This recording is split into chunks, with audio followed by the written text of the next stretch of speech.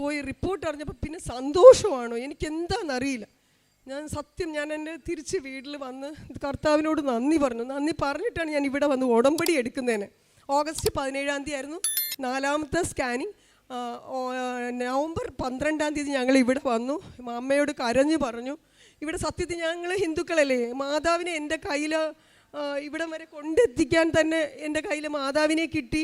പ്രാർത്ഥിച്ചു, അച്ഛനെ കണ്ടു, അച്ഛൻ മോളെ അനുഗ്രഹിച്ചു, മോൾ ഇവിടെ വന്ന് സാക്ഷ്യം പറയണമെന്ന് പറഞ്ഞു. അപ്പം ഞാനിവിടെ 6 നിയോഗം വെച്ചായിരുന്നു.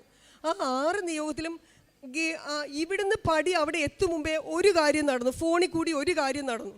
പിന്നെ പോയിട്ട് 5 കാര്യം ഉണ്ടായിരുന്നു, മോളെ തൊഴിച്ച് 4 കാര്യം ഉണ്ടായിരുന്നു. ആ 4 കാര്യവും എന്നെ സംബന്ധിച്ച് പെട്ടെന്ന് തന്നെ നടന്നു. എനിക്കറിയില്ല, ഞാൻ ഇന്നും വിശ്വസിക്കുന്നു എൻ്റെ അമ്മ എനിക്ക് തന്നൊരു എന്താ പറയണ്ട ഒരു ഭാഗ്യമാണ്. വലിയ വലിയ കാര്യങ്ങളൊന്നുമല്ല, എങ്കിൽ പോലും ആ ഗച്ച നിയോഗങ്ങളെല്ലാം നടന്നു. ലാസ്റ്റ് ഉള്ളതായിരുന്നു ഈ 8-ാം തീയതിയുള്ള MRI സ്കാൻ.